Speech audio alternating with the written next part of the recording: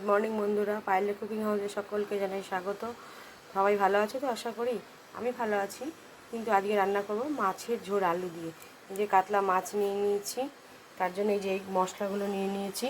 এবার আমি মাছগুলো কড়াইতে দিয়ে দেবো। কড়াইতে দিয়ে দেওয়ার পরে আস্তে আস্তে ভাজা করব। এই দেখো বন্ধুরা, কড়াইতে আমি একে একে মাছ দিয়ে দেবো। গ্যাসটা না আস্তে করে দিতে হয়, নাহলে না ছেঁকে মাছগুলো, ওই জন্য আমি এই যে একে একে দিয়ে দেবো মাছগুলো। বন্ধুরা, আমার মাছগুলো না লাল লাল করে ভাজা হয়ে গেছে। এবার আমি সব মাছগুলো তুলে নেবো এখানে। আর এভাবেই আমি সব মাছগুলো ভেজেও নেব। দেখো বন্ধুরা, আমার মাছগুলো ভাজা হয়ে গেছে, কিন্তু পাশের কটা চিংড়ি মাছও ভেজে নিয়েছি, কারণ আমার ছেলে খুব পছন্দ করে চিংড়ি মাছ, ওই জন্য তরকারিতে দেবো বলে।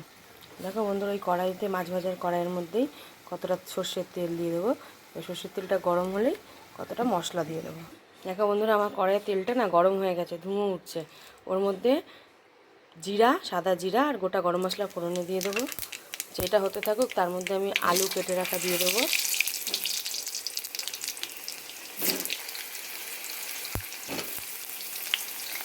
তাহলেই রেডি হয়ে যাবে আমার মাছের ঝোল। আলুগুলোকে একটু ভালো করে লাল লাল করে ভেজে নিতে হবে।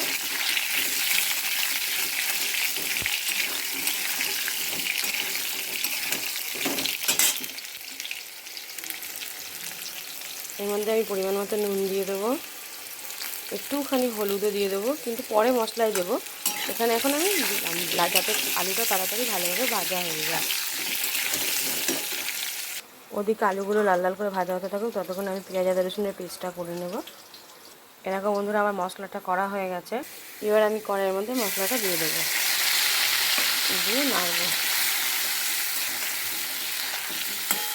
এর মধ্যে দেবো টমেটো, একটা গোটা টমেটো দিয়ে দিয়েছি, নিজের থেকেই গলে যাবে।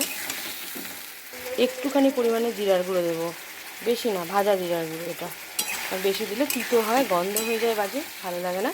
যত মশলা অল্প দেওয়া হয় তরকারি তত স্বাদ হয়। তো এইভাবে আমি আলুটাকে ভালো করে কষিয়ে নেব।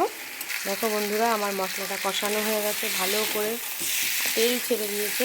এবার আমি এর মধ্যে একটুখানি জল দিয়ে দেবো।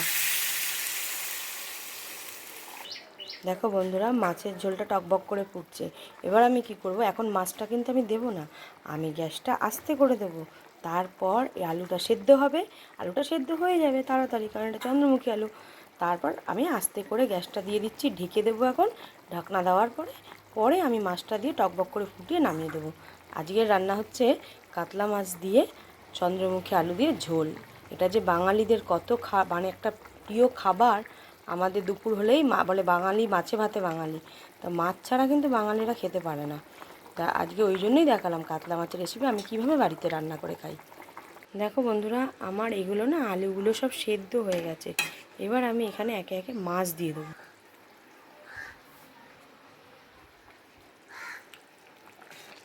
দেখো বন্ধুরা, আমার মাছের ঝোল রেডি হয়ে গেছে। এবার আমি নামিয়ে রাখবো। ব্যাস, রেডি হয়ে গেল কাতলা মাছের ঝোল আলু দিয়ে। আর এর মধ্যে 2-1টা চিংড়ি মাছ দেওয়া রইলো। তাহলে আজকের মতো এখানেই ভিডিওটা শেষ করলাম। টাটা। আগামীকাল আবার নতুন কোনো রান্না নিয়ে চলে আসবো। দেখা হবে পরের দিন।